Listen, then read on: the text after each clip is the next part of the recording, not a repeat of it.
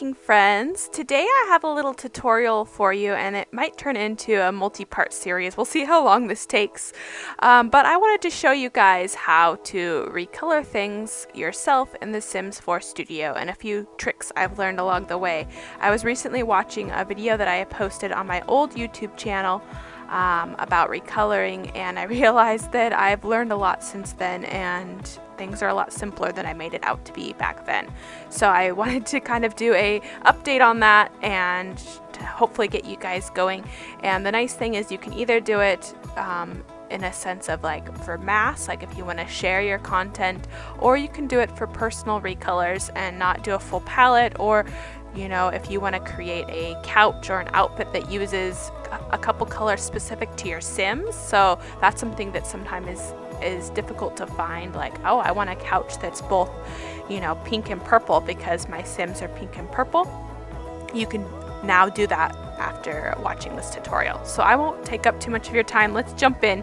First, let's cover a few things that you're going to need to get started. So first of all, you're going to need the Sims 4 Studio. So as I mentioned, you're gonna need Sims 4 Studio, and so I happen to need to download the newest update for Paranormal that came out, so I just figured, well, I might as well do this with you. When you go to this website, the link is in the description. You have a couple options. You have Windows or Mac, and so I'm on Windows, so I click this, and it's going to bring you to whatever the latest update is, and it'll talk about all of the new things, and you can read that. But what you're looking for is down here, the download, and I always click the installer. I don't know if that makes a difference, and I think my internet's a little bit slow today. I don't know that it usually takes this long. Once it's finished downloading, I just press that, and you might have to circumvent your stuff and make sure you give access. Accept the terms. Of course, you're a responsible person and read through those. And then install. I think at some point I must have put in the stuff, because I always put stuff on my E drive, not my C drive, but I probably did that once upon a time. And then the first time you load it up after installing it or updating it, it's gonna have to load in all of the new stuff, so it'll take a little bit of time. Okay, so in Sims 4 Studio, if you've never used it before, I think you might need to make sure that your path, it might even walk you through this the first time, but make sure that the path is set up to wherever your Sims 4 is installed. You're also going to need Photoshop. There might be a way to do this with like GIMP, but I'm not even going to explore that path because I don't use GIMP. I have no idea how to do it. You're also going to need a color palette to recolor in, and so I know there's lots of them out there. I'll put a couple links to the couple I'm aware of. We have the Sorbet's Remix palette. This is the one that I always use. There's a lot of colors in this one. This one's kind of overwhelming, but that's what I use as a berry simmer. So I'll put this link here, but you would just use the, where is it? Recolor Basics. It has the Photoshop actions. That's what we want. When you open it up, it's this big folder and it has images. You're going to need, oh yeah, these are for the palettes. So I usually am not recoloring hairs, but this would be for the hairs. This is for what I use. This is the palette you'll need for Sims 4 Studio. And then this, I believe, is the Photoshop action that we'll need, sorbetRemix.atn. So make sure you download those and get those installed. There's also the Historian palette, which I know is popular, and so they also have the Photoshop action.atn that you would need. They also have Photoshop swatches. I don't think the other palette included that, but you can also download that. I don't personally use the Historian. I like brighter colors, but I know that's another popular one. But I'm sure you can find a action for whatever palette you use and like, and you'll just need to download that. You're also going to need the NVIDIA .dds like plugin for Photoshop. So the link here, I downloaded this a long time ago. I'm sure there's other tutorials out there if you need help getting this installed, but I'll at least put the link to this site in the description. Alright, I think that's everything you need. So you have Photoshop, Sims 4 Studio, and the palette of your choosing, and you've hopefully downloaded the palette stuff. So here's the Sorbet Remix. This is what it'll look like when you install it, and it has all of the different colors. And the other thing that I would recommend doing is creating a folder in your document somewhere for all of your recolors. So I just have a folder in here called The Sims 4 Creations, and I've kind of sorted it into some different, I've created some recolors, buy mode, build mode.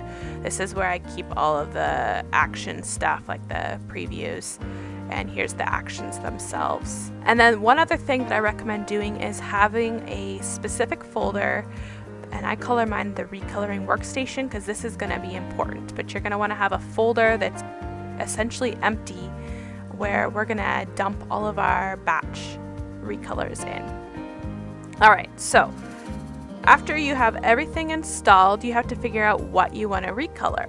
So I'm currently working on some toddler high chairs, but you have your create a sim, your build, I've never done animations, and then objects.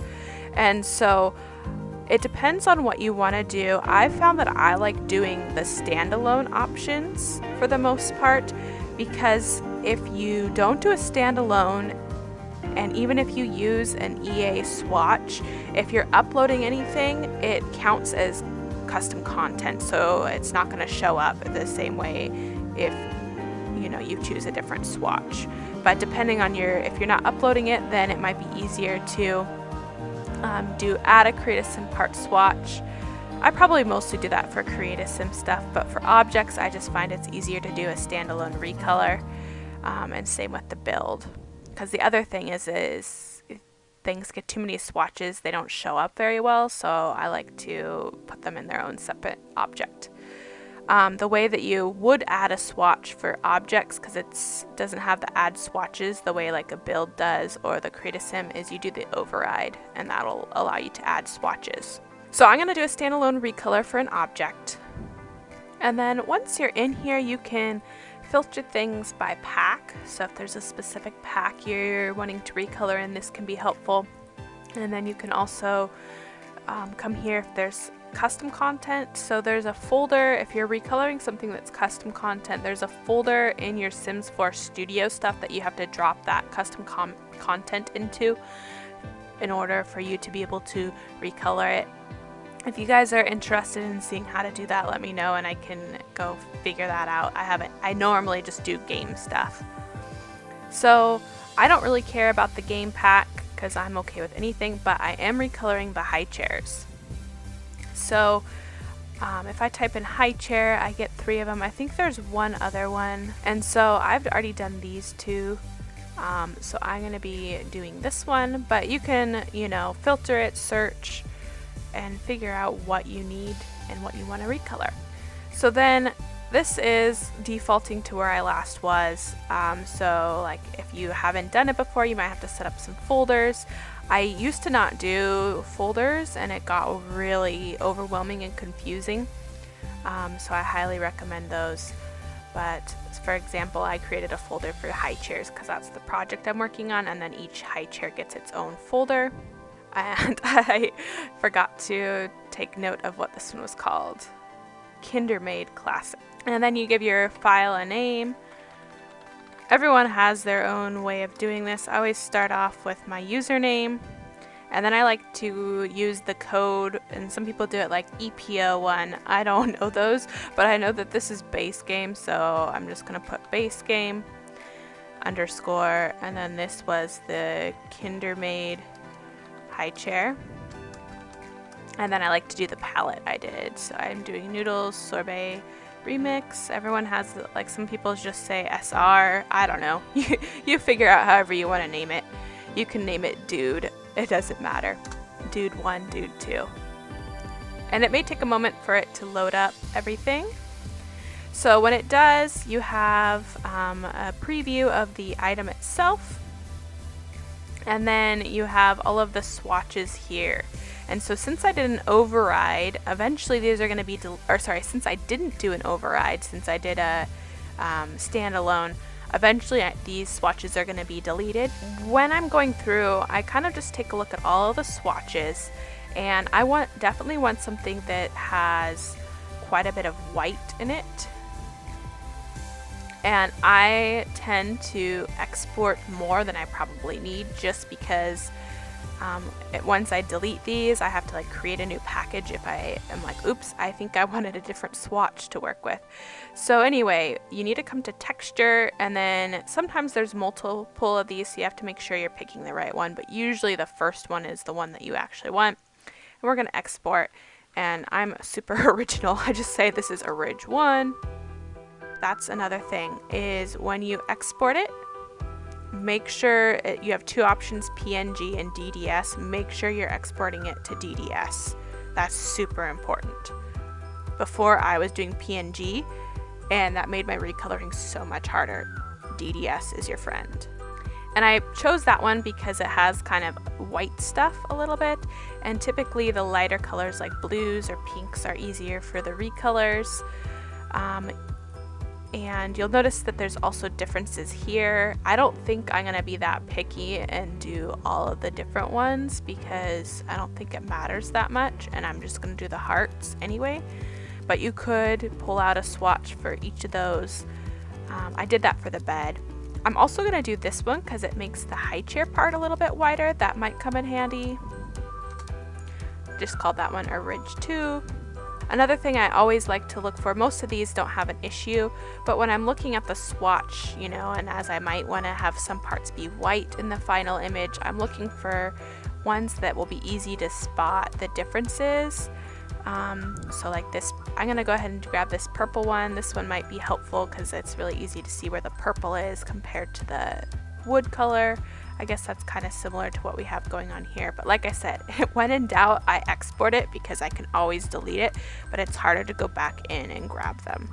So once you have a few swatches, we're kind of done with the studio for a little bit, and then we have to decide which one we're going to use to recolor. So maybe you need to come back and reference what they look like. The other thing that I'm doing is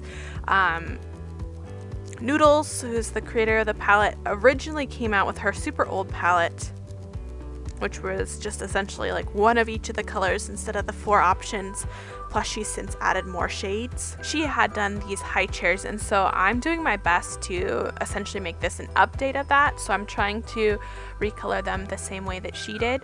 And so like here, I'm noticing this is the high chair I'm recoloring right now, that she kept the legs white and the little high chair part white, and then everything else are like the seat parts, the color. So that's what I have in mind when I'm trying to pick my swatch.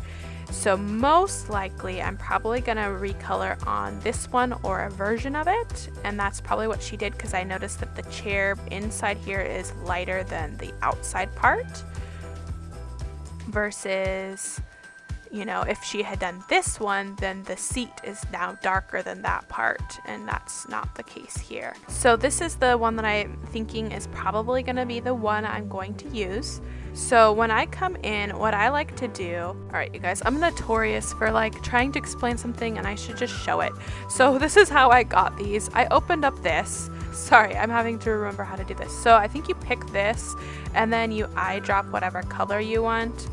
And I think there's some that have the names on it, which would probably be more helpful. But then you come over here and you'll notice that that swatch is set for this.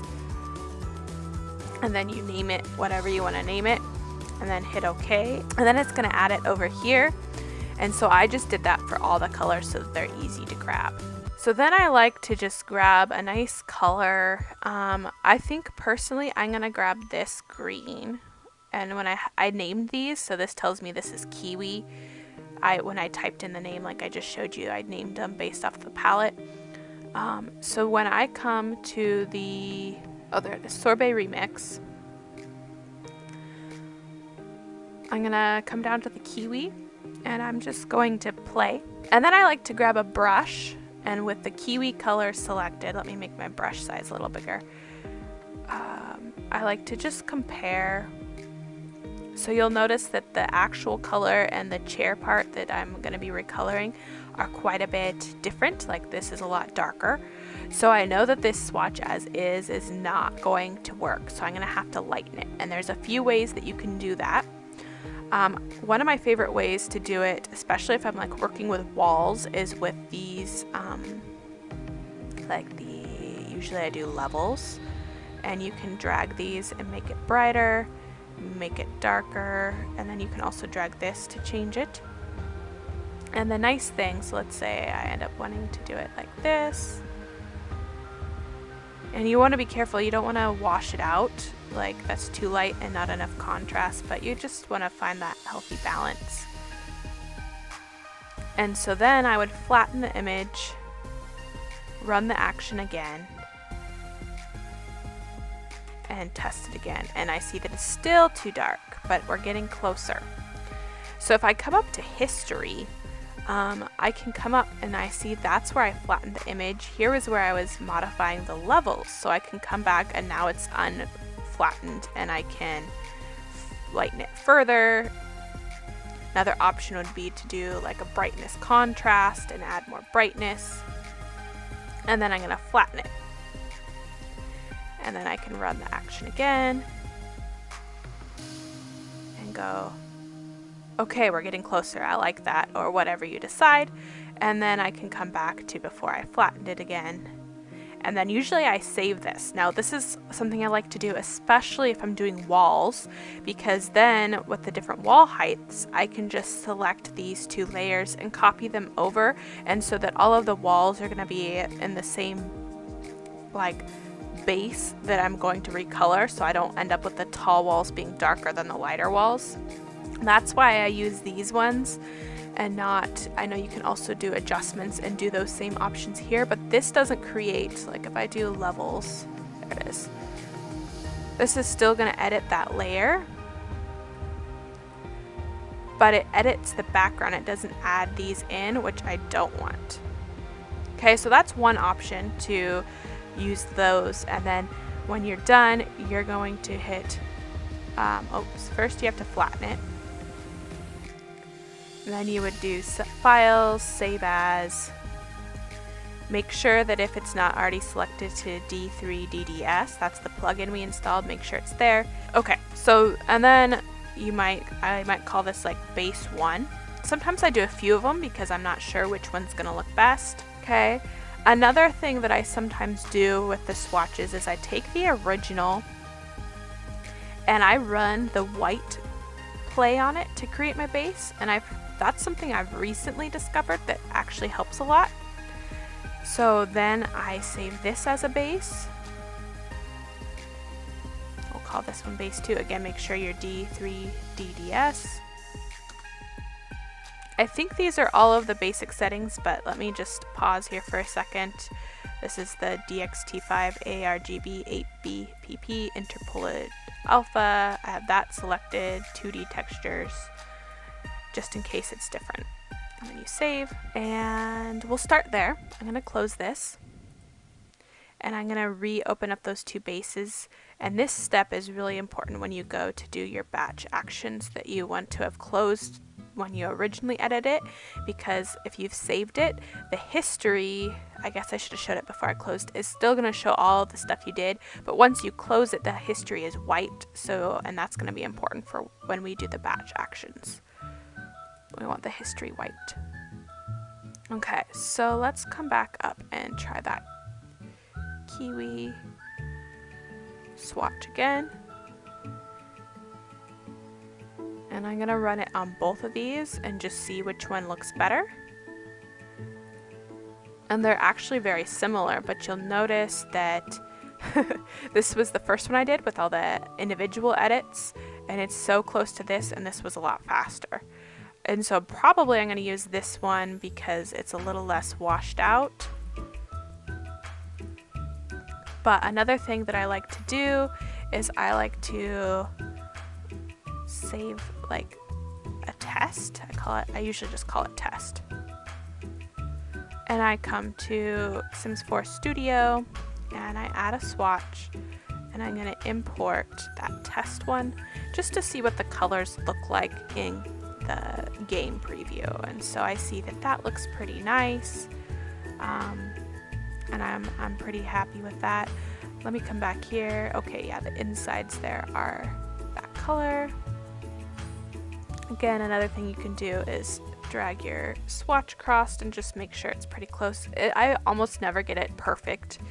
I think just because when you're recoloring, it's just hard to get the exact same tone and shade and brightness, but this is pretty good.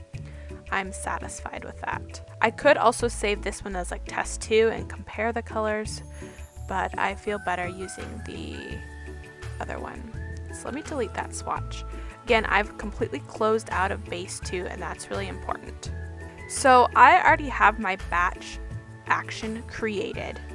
And so that's down here, the sorbet remix, but I'm going to show you guys how to set this up. So basically what I have to do at this point is I hit play on this, and it's gonna automatically recolor this, starting with this base in all of the colors, all 76 swatches, save them and export them to that file that I was telling you about, the recoloring one. The recoloring workstation, it would export it all to there. The first time you have to set that up manually, and it takes a really long time. So I'm going to show you a first couple swatches, and then you just rinse and repeat for the whole palette. And then I'm actually going to use my sorbet remix. All right, so I have this one selected. I'm going to hit create a new action. And I'm gonna name this example. I'm gonna delete this after. Okay, so now we're recording, you can tell by this here.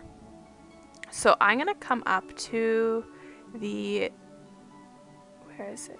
Sorbet Remix palette, and I'm gonna play the first action.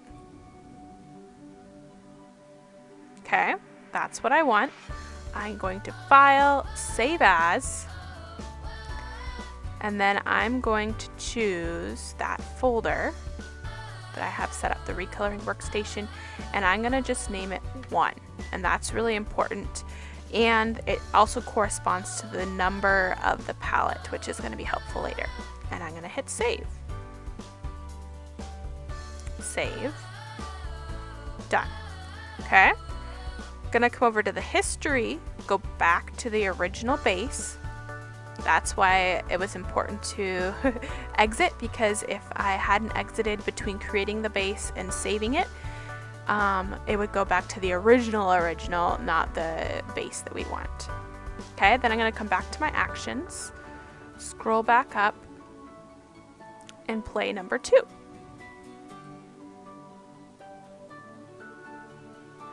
Gonna do the same thing. I'm gonna save. I'll show the long way. I know the shortcut, so I do Shift Control S to save instead of coming up to the menu. It's a little faster, and I'm gonna save this as 2. Okay, same thing, history. It always goes back down to the bottom. That's kind of annoying, but that's okay. Play 3. Save it as 3.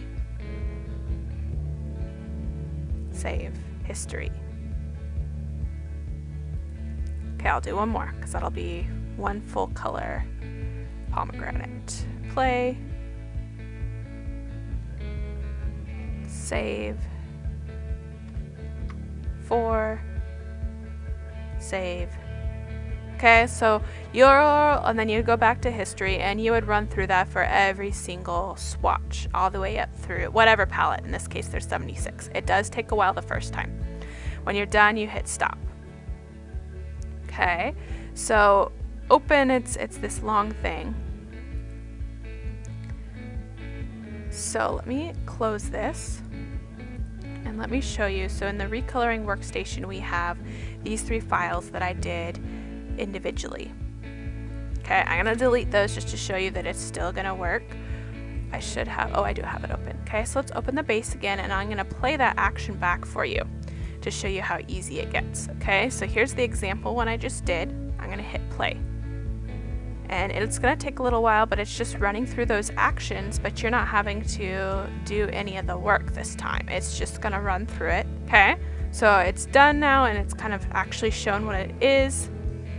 So I like that because in mine it ends with the 76 squid, so it's gray and it'll say 76 up here, and I'll know it's done by that. And I can also read the 76 down here.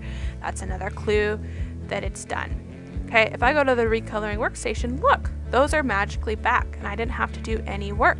Now the nice thing is next time maybe I'm not even doing the height chair. Well, all I have to do is set up my base so that it's the right color, so that the colors come out nice, play my action, and it does all the work for me. Easy, so easy. Okay, so I'm going to go ahead and come back to, actually, like I said, I'm sure it'd be fine if I did that because the base is the base, but I always like starting with the blank history. I'm gonna go ahead and run my full one. Again, this goes through all 76. I didn't want to show that, but it's the same process. Like I said, it's gonna take a long time the first time, but then after that, you just run this action and it's gonna do all the recoloring for you. Okay, so I'll meet you back when it's done. This usually takes maybe 2 to 3 minutes for my computer to run through all of those. So a lot of times when I'm recoloring, I am multitasking. So maybe I'm watching a YouTube video, or maybe I'm playing my game. And again, I just come back and check down here. And when this reads 76, I know that it's done. All right, so 76, it's done. Awesome. I'm gonna go ahead and close this and hit no. So now you'll notice in my recoloring workstation that I have all of the colors done. I didn't have to do anything. I got up and got a drink, snooped at Tumblr, Discord, stuff like that. So what I'm gonna do is I'm gonna take these. You always have to pull them out before you do another recolor, otherwise they'll get overwritten. So I do a Control-A, Control-X to, copy and essentially like delete them, cut them, that's the word. And if I'm going to do multiple versions of a swatch, like for walls, or sometimes I'll do like, oh, this one's going to have colored legs and a white seat, and then I'll do a white seat and colored legs. Then I'll create a new folder because the names are always going to be 1, 2, 3, 4 and numbered, which is important, but then they're going to overwrite each other if you do multiple versions. So you might need to create a new folder. For this particular one, I'm okay. I'm just going to do the one version. So I paste those in. Now, if you're going to do any sort of like custom color combos, so maybe I want to have a green seat with a pink legs, then you would open up the swatches you want to use. Now, if I'm just doing one chair, I'm not going to run through my action. I'm just going to pick the colors up here and show you the process that I did in the beginning when I set up my action. If I'm not doing them all, I'm not going to, wait 2, 3, 4, 5 minutes, however long it takes my computer to run through all of them. All right, frolicking friends, we're going to end this part here. Stay tuned for part 2 to see how all of this comes together and how we can create some awesome recolors of content. Thanks so much for watching. If you like this, please give it a thumbs up. Happy simming!